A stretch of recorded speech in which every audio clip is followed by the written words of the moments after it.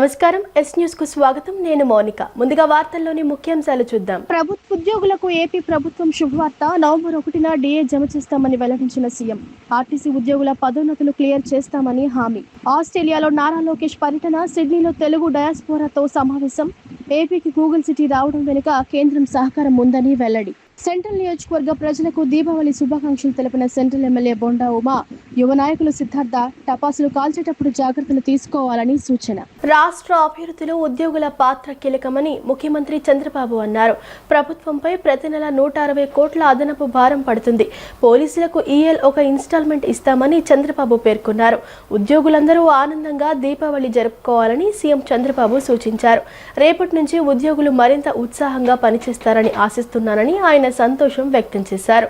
రాష్ట్ర అభివృద్ధిలో ఉద్యోగుల పాత్ర కీలకమని ముఖ్యమంత్రి చంద్రబాబు అన్నారు. ఉద్యోగ సంఘాల నేతలు, మంత్రులతో ఉండవల్లిలోని నివాసంలో సీఎం సమావేశమయ్యారు. అనంతరం సీఎం మీడియాతో మాట్లాడారు. ఉద్యోగులకు ఒక డిఏ ఇవ్వాలని నిర్ణయించామని సీఎం ఉద్యోగులందరికీ తీపి కబుర్ను తెలియజేశారు. నవంబర్ 1వ తేదీన వారి ఖాతాల్లో జమ చేస్తామని ఈ సందర్భంగా తెలిపారు. ప్రభుత్వంపై ప్రతి నెల 160 కోట్ల అదనపు భారం పడుతుంది. పోలీసులకు ఈఎల్ ఒక ఇన్స్టాల్మెంట్ ఇస్తామని చంద్రబాబు పేర్కొన్నారు. 60 రోజుల్లోపు ఉద్యోగుల మెడిక్లెయిమ్ సిస్టమ్ స్ట్రీమ్ లైన్ చేస్తామని వివరించారు. ఆర్టీసీ ఉద్యోగులకు ఒక ప్రమోషన్ పెండింగ్లో ఉంది. అది కూడా క్లియర్ చేస్తామని సీఎం తెలిపారు. ఈ సందర్భంగా సీఎం చంద్రబాబు మాట్లాడుతూ పోలీసుల ఈఎల్కు సంబంధించి 105 కోట్లు ఇస్తామన్నారు. పోలీసుల ఈఎల్కు సంబంధించి 105 కోట్లు జనవరిలో ఇస్తామని స్పష్టం చేశారు. ఆర్టీసీ ఉద్యోగుల పదోన్నతులు క్లియర్ చేస్తామని చంద్రబాబు పేర్కొన్నారు. 180 రోజుల చైల్డ్ కేర్ లీవ్స్ ఎప్పుడైనా వాడుకునే వెసులుబాటు ఉందని సీఎం వివరించారు. ఉద్యోగుల పీఆర్సీకి సంబంధించి వెసులుబాటు కావాలి. సిపిఎస్ అంశంపై చర్చించి త్వరలో పరిష్కరిస్తామని తెలిపారు. ఉద్యోగులందరూ ఆనందంగా దీపావళి జరుపుకోవాలని సీఎం చంద్రబాబు సూచించారు. రేపటి నుంచి ఉద్యోగులు మరింత ఉత్సాహంగా పనిచేస్తారని ఆశిస్తున్నానని ఆయన సంతోషం వ్యక్తం చేశారు. సంపద సృష్టిలో 2వ స్థానానికి వచ్చినందుకు సంతోషంగా ఉందని సీఎం ఉద్ఘాటించారు. సంపద సృష్టిలో వచ్చే ఏడాది తొలి స్థానానికి రావాలన్నారు. ఉద్యోగుల సమస్యల పరిష్కారానికి ఇది ఆరంభమేనని చంద్రబాబు విశ్వాసాన్ని వ్యక్తం చేశారు. దాపరికం లేకుండా రాష్ట్ర పరిస్థితిని వివరిస్తున్నామన్నారు. ఆదాయంలో 90% సంక్షేమ పథకాలు, మానవ వనరులకే ఖర్చు చేస్తున్నామన్న సీఎం, గత ప్రభుత్వం 94 కేంద్ర ప్రాయోజిత పథకాలకు నిధులు లేకుండా చేసిందని విమర్శించారు. రాష్ట్రానికి గూగుల్ ఏఐ డేటా సెంటర్ రావటం వెనుక కేంద్ర ప్రభుత్వ సహకారం ఎంత ఉందని, సాక్షాత్తు ప్రధానమంత్రి నరేంద్ర మోదీ జోక్యంతోనే ఇది సాధ్యమైందని రాష్ట్ర ఐటీ విద్యాశాఖ మంత్రి నారా లోకేష్ వెల్లడించారు. తాను గూగుల్ సంస్థను ఆంధ్రప్రదేశ్కు రావాలని కోరినప్పుడు కేంద్ర చట్టాల్లో కొన్ని సవరణలు అవసరమని వారు చెప్పారని గుర్తు చేశారు.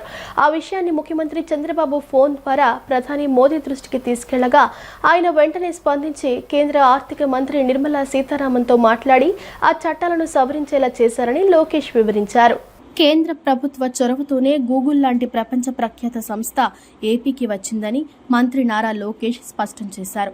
ఆస్ట్రేలియా పర్యటనలో భాగంగా సిడ్నీ క్రికెట్ గ్రౌండ్ ప్రాంగణంలోని బ్రూవర్స్ పెవిలియన్ నోబుల్ డైనింగ్ రూమ్లో ఏపీ ఎన్ఆర్టీ ఆధ్వర్యంలో జరిగిన ఆస్ట్రేలియా తెలుగు డయాస్పోరా సమావేశానికి మంత్రి లోకేష్ ముఖ్య అతిథిగా హాజరయ్యారు.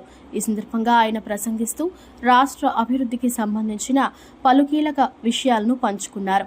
కేవలం గూగుల్ మాత్రమే కాకుండా Kopparthi node, Orvakallu industrial node, NTPC green project, Nakkapalli pharma city వంటి అనేక కీలక ప్రాజెక్టులు కూడా కేంద్ర ప్రభుత్వ తోడ్పాటుతోనే రాష్ట్రంలో రూపుదిద్దుకుంటున్నాయని ఆయన తెలిపారు.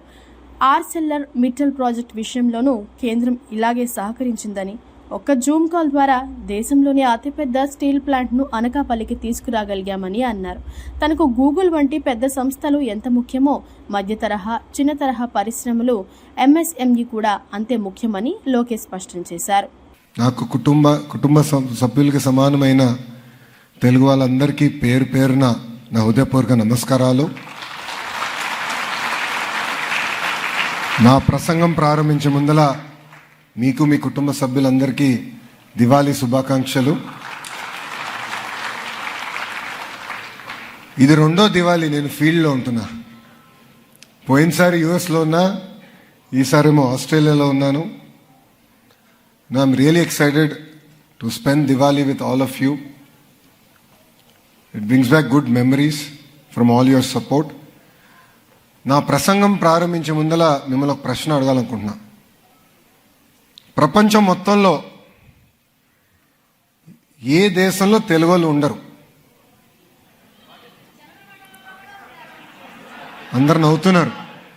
ఒక్క దేశం నేమ్ చేయించాలి. ఒక్క దేశం చెప్పండి. అక్కడ కూడా ఉన్నారులే మనలో. ఎందుకంటే ఏ దేశంకి వెళ్ళినా తెలుగు వాళ్ళు కనపడతారు.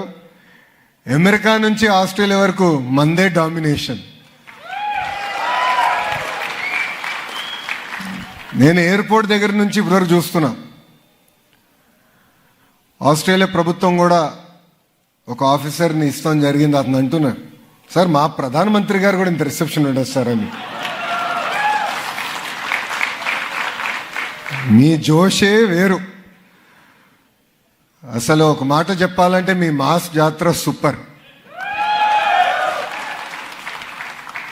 అసలు తెలుగు జాతికి గుర్తింపు అందించిన వ్యక్తి విశ్వవిఖ్యాత నట సార్వభౌమ స్వర్గీయ శ్రీ నందమూరి తారక రామారావు గారు. అసలు తెలుగోడి పౌరుషాన్ని ఢిల్లీకి పరిచయం చేసిన వ్యక్తి అన్న ఎన్టీఆర్. ఆనాడు మన ప్రభుత్వాన్ని బర్తరఫ్ చేస్తే ఢిల్లీనే గడగడలాడించి తిరిగి ఎమ్మెల్యే అయిన ముఖ్యమంత్రి అవుతాం కూడా మనందరం చూసాం. ఆయన ఏ ఆశయాలతో అయితే తెలుగుదేశం పార్టీని స్థాపించారో అక్కడి నుంచి జననాయకుడు మన నాయకుడు చంద్రబాబు నాయుడు గారు ముందరికి తీసుకెళ్తాం జరిగింది. చంద్రబాబు నాయుడు గారు అసలు తెలుగోడి సత్తా ప్రపంచానికే పరిచయం చేశారు. 1995లో పెద్ద ఎత్తున సంస్కరణలు తీసుకొచ్చి ఐటీ విద్యని మనందరికీ దగ్గర చేస్తాం జరిగింది. ఆనాడు చాలామంది ఎగతాళి చేశారు. ఇప్పుడిప్పుడు ఆ వీడియోలు బయటకు వచ్చినాయి. కంప్యూటర్ అన్నం పెడుతుందా? ఫ్లైఓవర్లు కడితే అభివృద్ధి అయినట్ట? ఎయిర్పోర్ట్ వల్ల ఏమవుతుందని అడిగిన వాళ్ళందరి నోరులో ఈరోజు మాట రాని పరిస్థితి. అంతేకాదు, ఆయన వయసు 75 అయినా ఇప్పటికీ 25 సంవత్సరాల కుర్రోళ్ళలో పరిగెడతారు.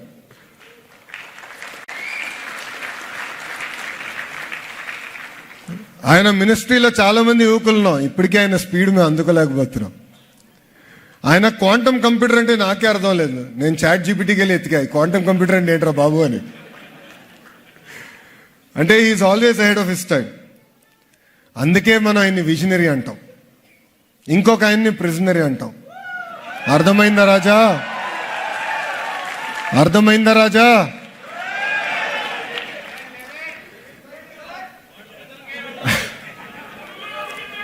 చాలా మంది మిమ్మల్ని ఎన్ఆర్ఐలు అంటారు, నేను మటుకు ఎంఆర్ఐ అంట.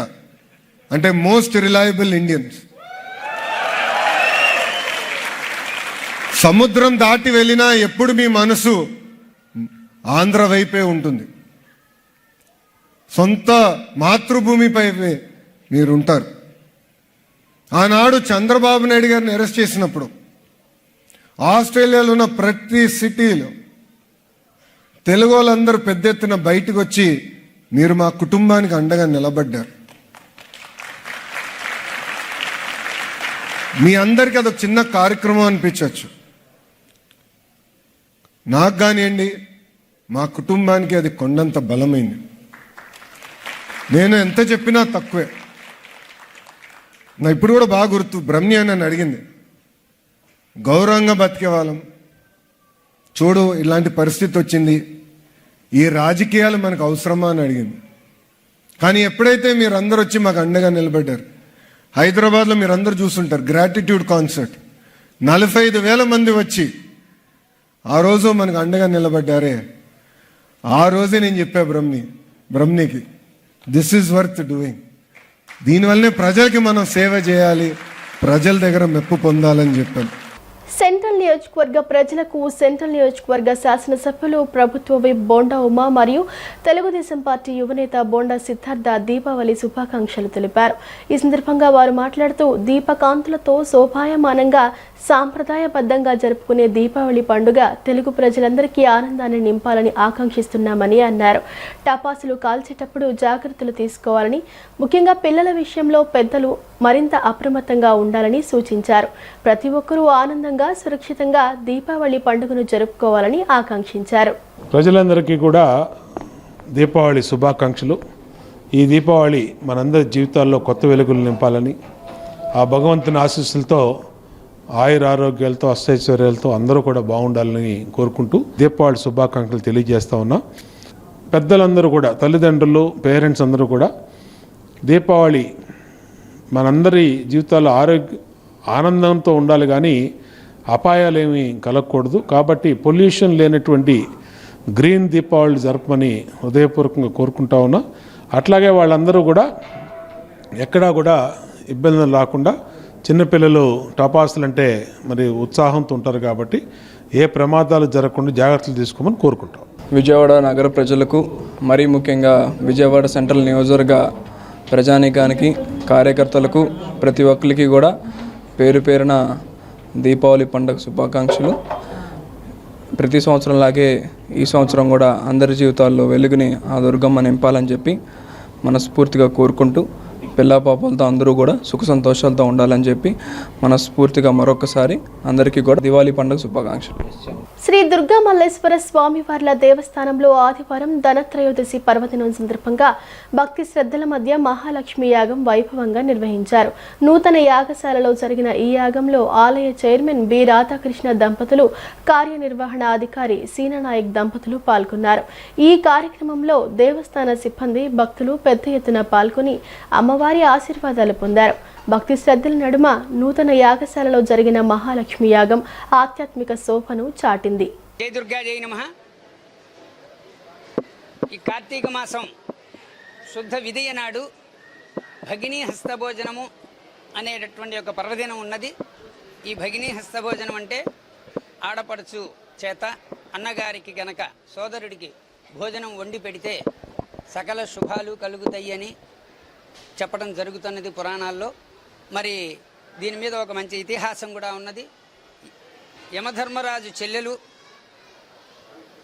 అన్నగారిని పిలిచి ఈ శుద్ధ విదియ నాడు, యమద్వితీయ అంటారు, ఆ విదియ నాడు అన్నగారిని పిలిచి మృష్టాన్న భోజనం పెట్టిందిట.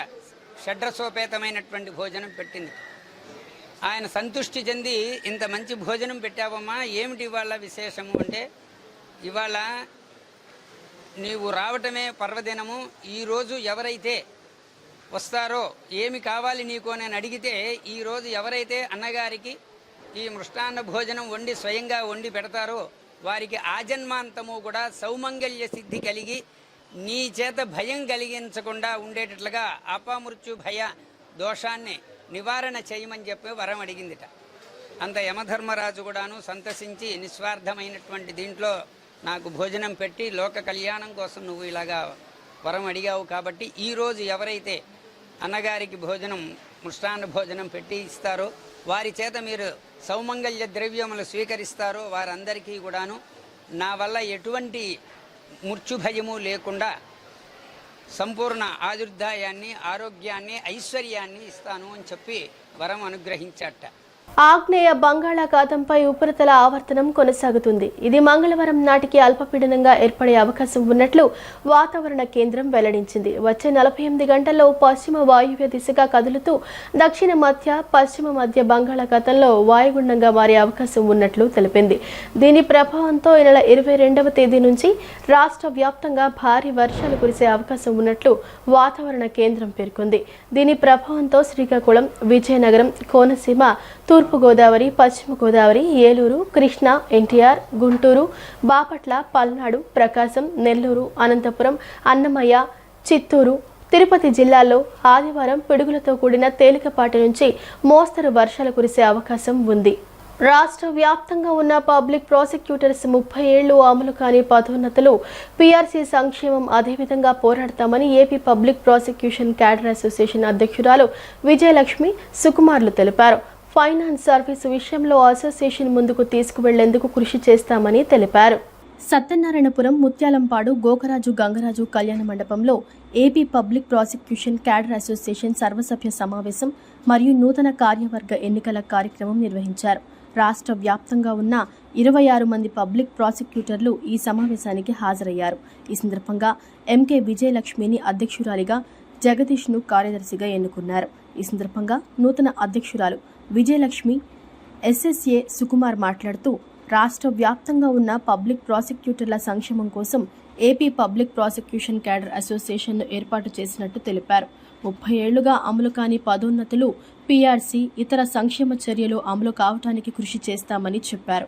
ఫైనాన్స్, సర్వీసు వంటి అంశాల్లో అసోసియేషన్ తరపున ప్రభుత్వంతో చర్చలు జరిపి సమస్యలు పరిష్కరించేందుకు కృషి చేస్తామని తెలిపారు.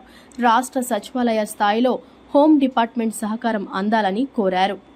ఈరోజు AP state wide public prosecutors cadre అసోసియేషన్గా ఫామ్ అయింది.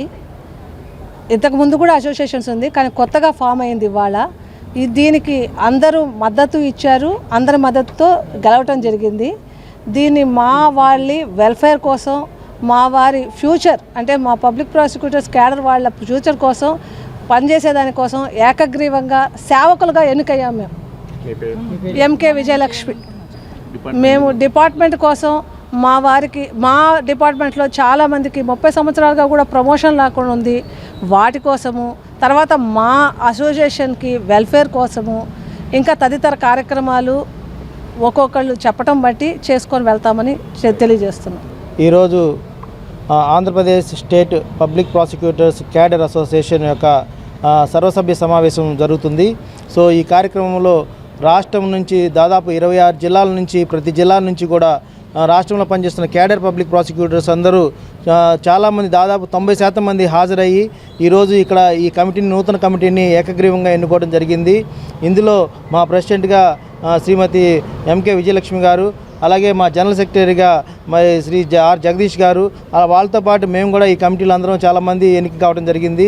మాకు రాష్ట్రంలో కొత్తగా మరి బిఎన్ఎస్ఎస్ ఏర్పడిన తర్వాత మరి మాకు రావాల్సిన అనేక మరి అంశాల మీదుగా మేము ఈ విధంగా అసోసియేషన్గా ఏర్పడి ఫైట్ చేస్తున్నాము.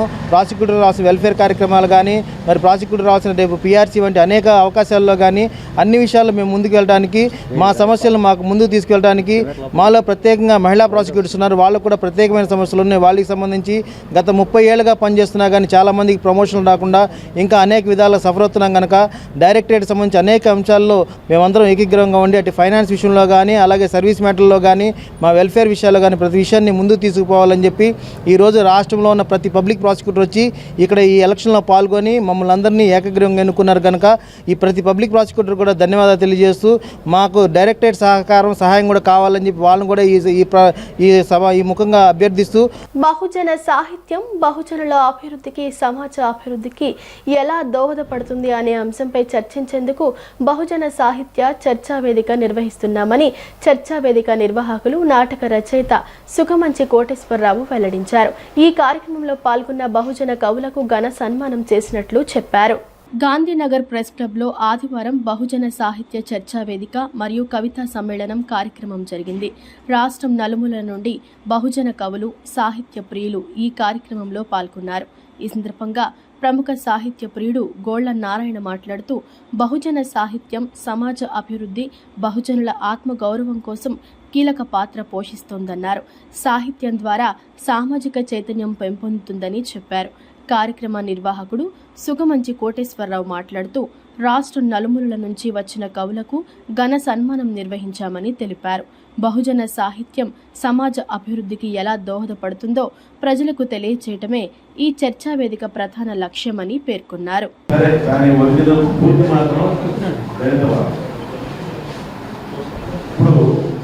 ఈ ప్రభుత్వం వాళ్ళు ఎవరైతే ఈ కార్యక్రమాలన్నీ నడిపిస్తున్నారో, వ్యవస్థను నడిపిస్తున్నారో, వాళ్ళు ఇచ్చే తాయిలాలు ఒక పక్కన అందుకోవడానికి ప్రయత్నించినంత కాలం ఇదే పరిస్థితి ఉంటుందని మేము వ్యక్తిగతంగా భావిస్తున్నాం.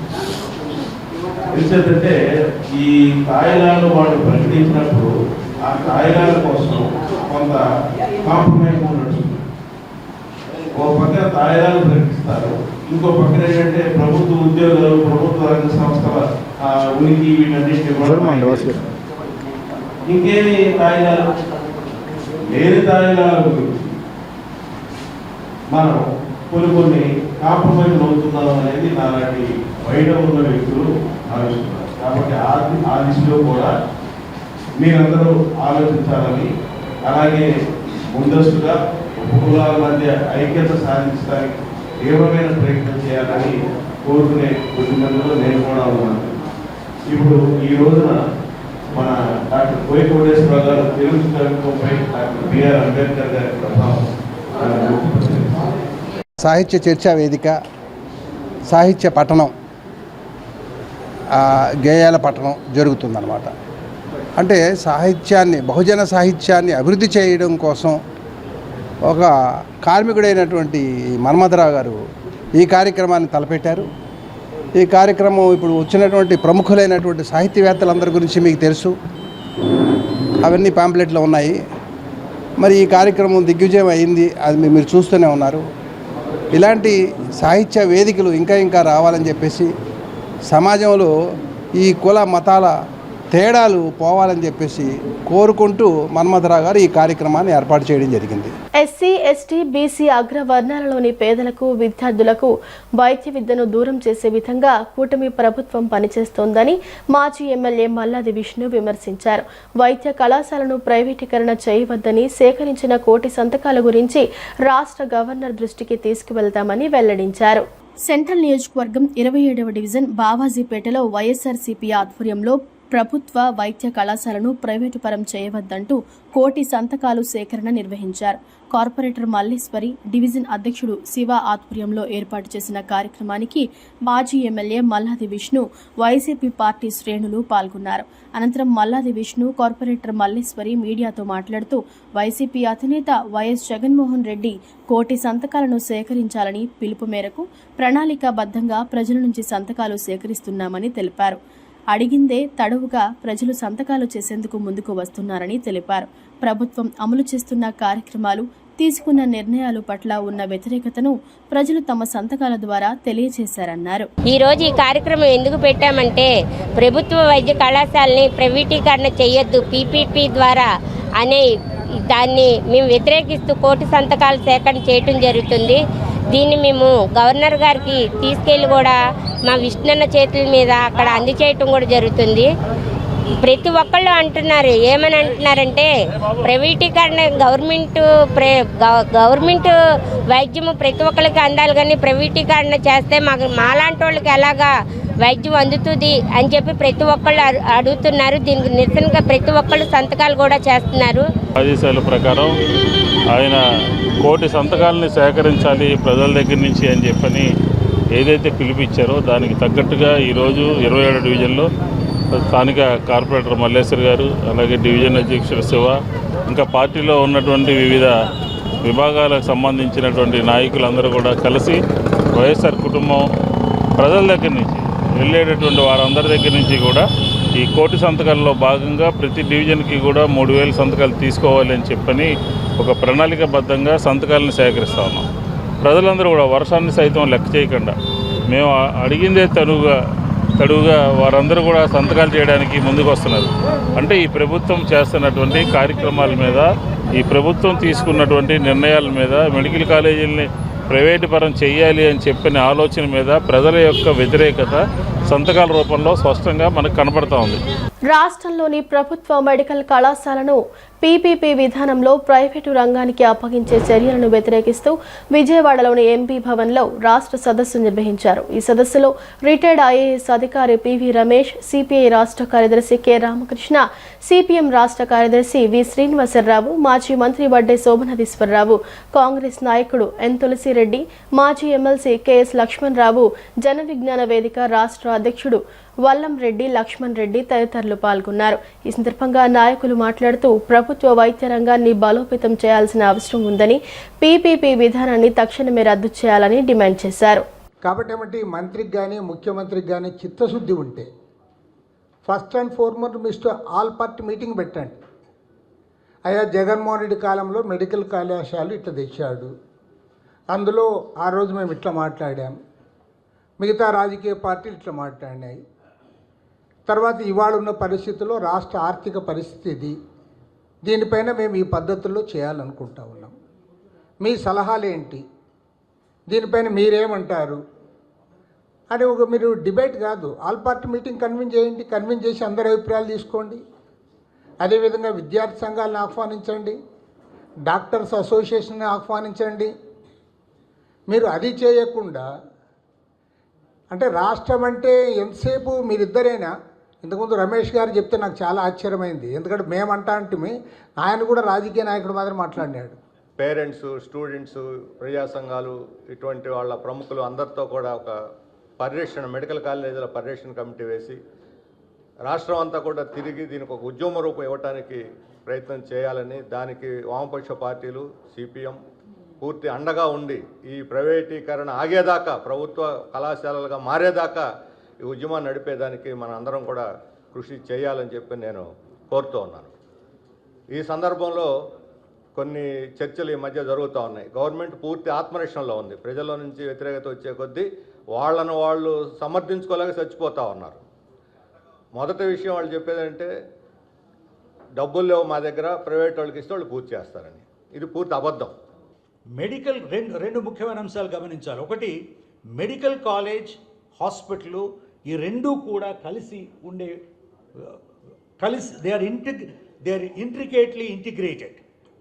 మెడికల్ హాస్పిటల్ లేకుండా కాలేజ్ ఉండదు, కాలేజ్ లేకుండా హాస్పిటల్ ఉండదు. ఎందుకంటే మెడికల్ ట్రైనింగ్ అంతా కూడా ఒక నాలెడ్జే కాదు, అది పేషెంట్స్ మీద ప్రత్యక్షంగా నేర్చుకుని ఆ స్కిల్స్, ఎందుకంటే ఇది లైఫ్ అండ్ డెత్ కాబట్టి, ఇది మీకు లా చదివినా, ఇంజనీరింగ్ చదివినా, ఆర్ట్స్ చదివినా కూడా చదివిన తర్వాత మీరు పని మొదలు పెడతారు. Doctors, these two are intricately integrated. కాబట్టి ఇది fight is not only about medical colleges ఒకటే కాదు, ఇది మెడికల్ హాస్పిటల్స్ గురించి, హెల్త్ కేర్ గురించి, అడ్వాన్స్డ్ ఫెసిలిటీస్ గురించి. ఇది ఒక ముఖ్యమైన అంశం. అంటే హాస్పిటల్, కాలేజ్ అంటే హెల్త్ కేర్ అండ్ ఎడ్యుకేషన్ ఈ రెండు కూడా కలిసి ఉండేవి. రెండవది, ఈ డాక్టర్లు, మెడికల్ స్టూడెంట్, ట్రైనీస్, ప్రొఫెసర్లు, వాళ్ళ టీచర్లు, ఒక గురు శిష్య పరంపర ఉంటుంది. గురువు గారు, నాకు ఇప్పటికీ కూడా మెడికల్ చదువుకుని నేను 42 MBBS డిగ్రీ పూర్తి చేసి 42 సంవత్సరాలు అయింది.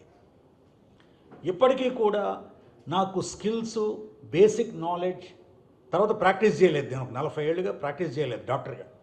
అయినా కూడా I'm quite up to date. మహిళలు, పిల్లలపై జరుగుతున్న అత్యాచారాలను అరికట్టేందుకు కఠిన చర్యలు తీసుకోవాలని ఐద్వా రాష్ట్ర అధ్యక్షురాలు కె శ్రీదేవి డిమాండ్ చేశారు. అనంతపురంలో అక్టోబర్ 13 నుంచి 15 వరకు జరిగిన 16వ ఐద్వా రాష్ట్ర మహాసభలు విజయవంతంగా ముగిశాయని ఆమె తెలిపారు. ఈ మహాసభల్లో మద్యాన్ని నియంత్రించడం, గంజాయి వంటి మత్తు పదార్థాల సరఫరాను నిరోధించడం కోసం తీర్మానాలు ఆమోదించినట్టు చెప్పారు. రాష్ట్ర వ్యాప్తంగా 25 జిల్లాల నుంచి 400 మంది ప్రతినిధులు ఈ మహాసభల్లో పాల్గొన్నారని తెలిపారు. కేంద్ర, రాష్ట్ర ప్రభుత్వాల విధానాల కారణంగా మహిళలు అనేక ఇబ్బందులను ఎదుర్కొంటున్నారని, ఉపాధి అవకాశాల కోసం వేచి చూడవలసిన పరిస్థితి నెలకొన్నదని ఆమె ఆవేదన వ్యక్తం చేశారు. ఐద్వా రాష్ట్ర మహాసభలు అనంతపూర్లో 13, 14, 15 తేదీల్లో చాలా జయప్రదంగా జరిగాయి. భారీ ప్రదర్శన, అలాగే భారీ బహిరంగ సభ జరిగింది. తీస్తా సత్ఫలా దీనికి హాజరయ్యారు. ఈ మహాసభల ముగింపులో నూతన రాష్ట్ర కమిటీని, అలాగే నూతన అధ్యక్ష కార్యదర్శుల్ని ఎంపిక చేసుకోవడం జరిగింది. నూతన కార్యదర్శిగా వి సావిత్రి గారు ఆమె ఎన్నికయ్యారు. అలాగే ప్రెసిడెంట్గా శ్రీదేవి రాష్ట్ర ప్రెసిడెంట్గా ఎన్నికయ్యారు. డి శ్రీనివాస్ కుమారి రాష్ట్ర కోశాధికారిగా ఎన్నికయ్యారు. ఇందులో జరిగినటువంటి తీర్మానాలు, ఇతర విషయాలని, నిర్ణయాల్ని సావిత్రి గారు మీకు వివరిస్తారు. ఈ నెల 13, 14, 15 తేదీల్లో అనంతపురం జిల్లాలో రాష్ట్ర మహాసభలు నిర్వహించడం జరిగింది. ఈ రాష్ట్ర మహాసభలకు నూతన కార్యవర్గం, నూతన కమిటీ కూడా ఏర్పడడం జరిగింది. అధ్యక్షులుగా శ్రీదేవి గారు, ట్రెజరర్గా శ్రీనివాస్ కుమారి, అలాగే ఆఫీస్ బేరరు తను, కేంద్ర కమిటీ సభ్యులు ఇంకా మీకు పరిచయం రమాదేవి గారు. ఏదైతే మహాసభల్లో తీర్మానాలు చేసామో ఆ తీర్మానాలను మేము మీ ముందు పెడుతున్నాము. ఒకటి, డ్వాక్రా సమస్యలపైన భవిష్యత్తులో రాబోయే కాలంలో ఈ డ్వాక్రా సమస్యలు అన్ని జిల్లాల్లో కూడా రాష్ట్ర వ్యాప్తంగా కూడా చాలా సమస్యలు ఉన్నాయి. ఈ సమస్యలు తీసుకొని రాబోయే కాలంలో వాళ్ళ సమస్యల పరిష్కారం కోసం పనిచేస్తామనేది కూడా ఈ సందర్భంగా తెలియజేస్తున్నాను. ముఖ్యంగా ఇంకొకటి ఏమంటే రాష్ట్ర వ్యాప్తంగా మైక్రో ఫైనాన్స్, దేశవ్యాప్తంగా కూడా మైక్రో ఫైనాన్స్ ఐద్వా ఆధ్వర్యంలో సర్వే చేశాము. అలాగే రాష్ట్రంలో కూడా సర్వే చేసి వివిధ జిల్లాల్లో వచ్చిన అంశాలను సమస్యలను కూడా తీసుకొని చాలా సమస్యలు వచ్చినాయి. ఉదాహరణకు అనంతపురం జిల్లాలో మైక్రో ఫైనాన్స్లో వడ్డీ డబ్బులు తీసుకొని దాదాపు కొంత మొత్తం ఆ వడ్డీకి వడ్డీ చక్రవడ్డీ తిప్పేసి లాస్ట్కు ఇంట్లో చొరబడి కొట్టడం జరిగింది. ఇది కూడా అన్ని జిల్లాల్లో కూడా ఉంది ఈ మైక్రో ఫైనాన్స్ సమస్యను. అందుకని మైక్రో ఫైనాన్స్ సమస్యలు మాత్రం రాబోయే కాలంలో ఈ సమస్యలపైన కూడా చేయాలనేది కూడా అంటే మహిళలు ముఖ్యంగా మహిళలపైన దాడులు కానీ అత్యాచారాలు కానీ చిన్నపిల్లలపైన దాడులు అత్యాచారాలు కానీ ఉదాహరణకు కర్నూలు జిల్లాలో ఒక అమ్మాయి అంటే 2019లో జరిగిన ఇష్యూస్ పైన కూడా ఆనాడు పవన్ కళ్యాణ్ గారు నేను హామీ ఉంటాను మీకు భరోసా నేను కల్పిస్తానని చెప్పేసి అధికారంలోకి వచ్చిన సంవత్సరంన్నర వరకు కూడా ఇప్పటికి కూడా పట్టించుకోలేని పరిస్థితి. ఐద్వా రాష్ట్ర 16వ మహాసభలు అక్టోబర్ 13, 14, 15 తేదీల్లో అనంతపురంలో జయప్రదంగా నిర్వహించుకున్నాం. ఈ సందర్భంగా జరిగినటువంటి ర్యాలీ వేలాది మంది ప్రదర్శనలో భాగస్వాములయ్యారు. ఈ మహాసభకి ఆల్ ఇండియా అధ్యక్ష కార్యదర్శులు మరియన్ తావలే గారు, శ్రీమతి గారు హాజరయ్యారు. మొత్తం ఈ మహాసభ రాష్ట్ర వ్యాప్తంగా 25 జిల్లాల నుంచి 400 మంది ప్రతినిధులు ఈ మహాసభకి హాజరయ్యారు. మొత్తం మహాసభ రాష్ట్రంలో ఉన్నటువంటి అనేక మహిళలకు సంబంధించినటువంటి సమస్యల మీద చర్చించింది.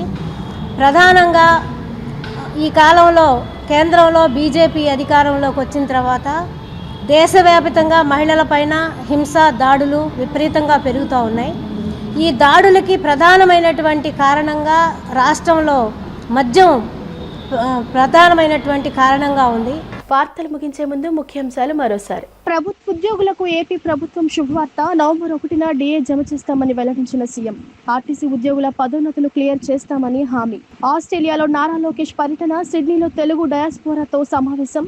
ఏపీకి గూగుల్ సిటీ రావడం వెనుక కేంద్రం సహకారం ఉందని వెల్లడి. సెంట్రల్ నియోజకవర్గ ప్రజలకు దీపావళి శుభాకాంక్షలు తెలిపిన సెంట్రల్ ఎమ్మెల్యే బొండా ఉమా.